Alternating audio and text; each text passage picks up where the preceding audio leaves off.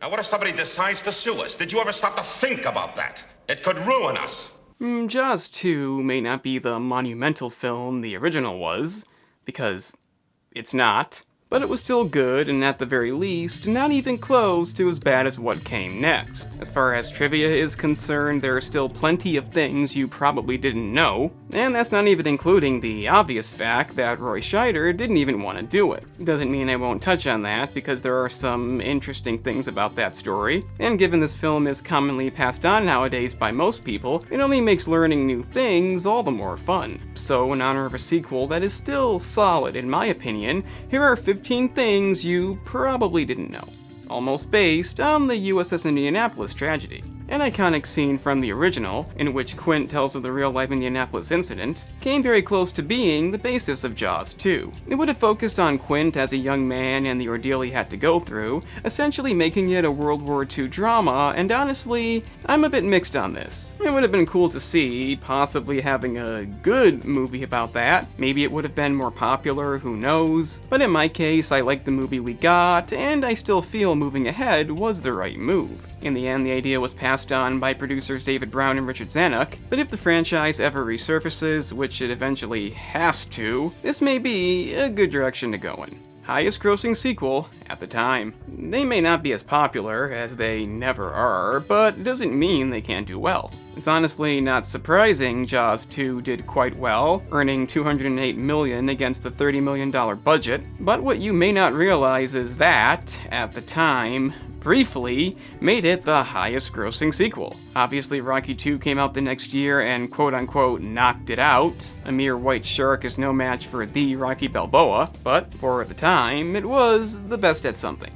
Roy Scheider's attempt to get removed. We know he didn't want to be in it, but you may not realize how far it went. In an attempt to get out of his contract, because forcing somebody to do a movie he doesn't want to do is a fantastic idea, he supposedly tried to convince them he'd gone insane over an incident in a hotel room. Honestly, it's fucking stupid, but in a way, it may have helped the movie. At least the first half, that is. Most of us knew the shark was there, we saw it, but given they accused him of being insane in the movie, it kinda works out. I'm not condoning it, but, it is what it is. 3 sharks were built for the film. With the original mechanical sharks rotted out, some new models had to be made. Ones with a more ambitious design, including a new mouth mechanic to fix the issue with the first film, and the same body molds were used for the new models, creating a real convincing look despite the lack of CGI. The sharks were nicknamed Bruce 2, a clear reference to Bruce from the first movie. It may not be a superior film, but the look of it is impressive.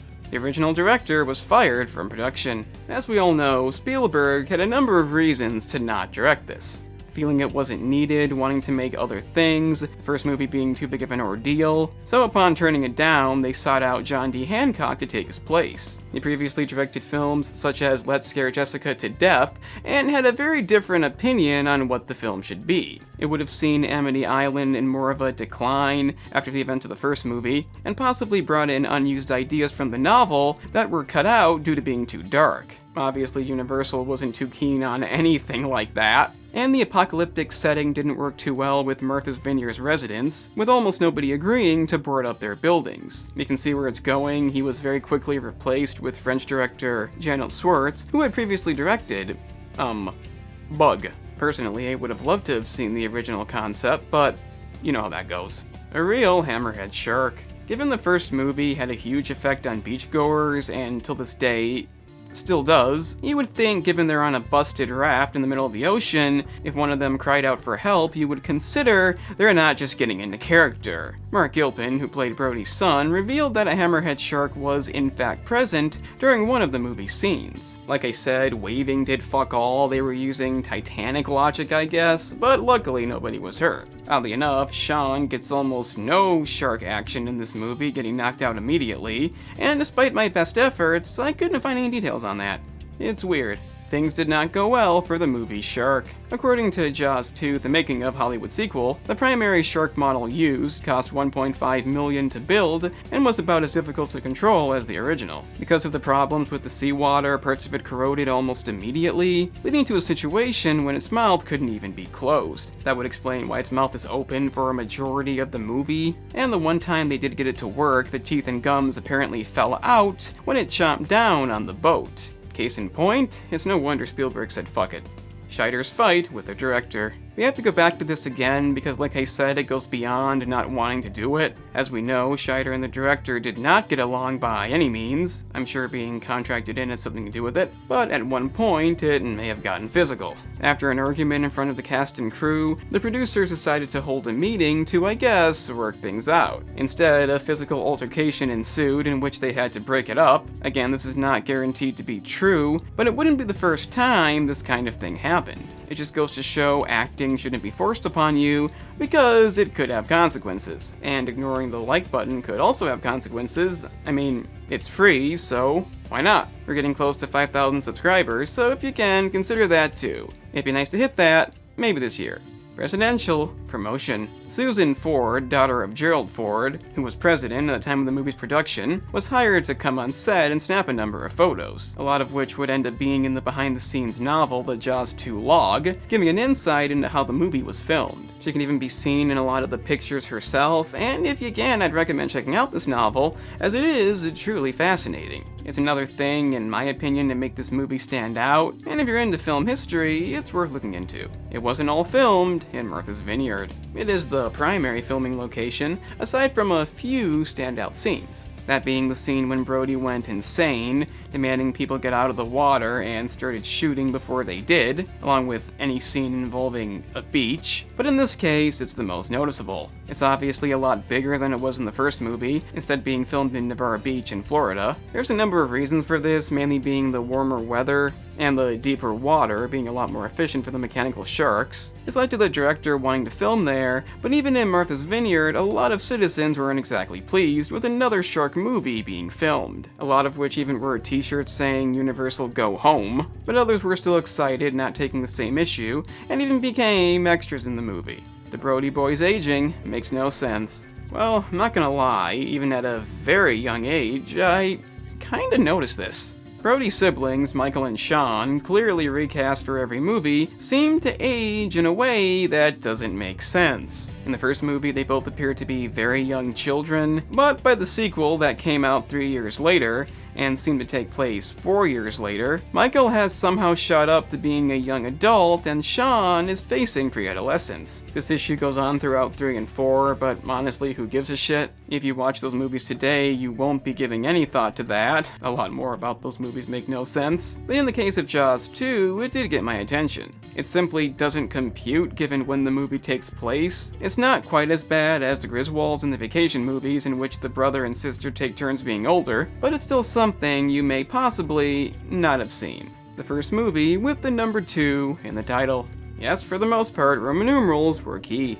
Up until this point, that's what every sequel did, a lot of them still do, and honestly, I prefer that. I think it looks cool, it may not be everybody's preference, and Jaws 2 was the first movie to have a traditional 2.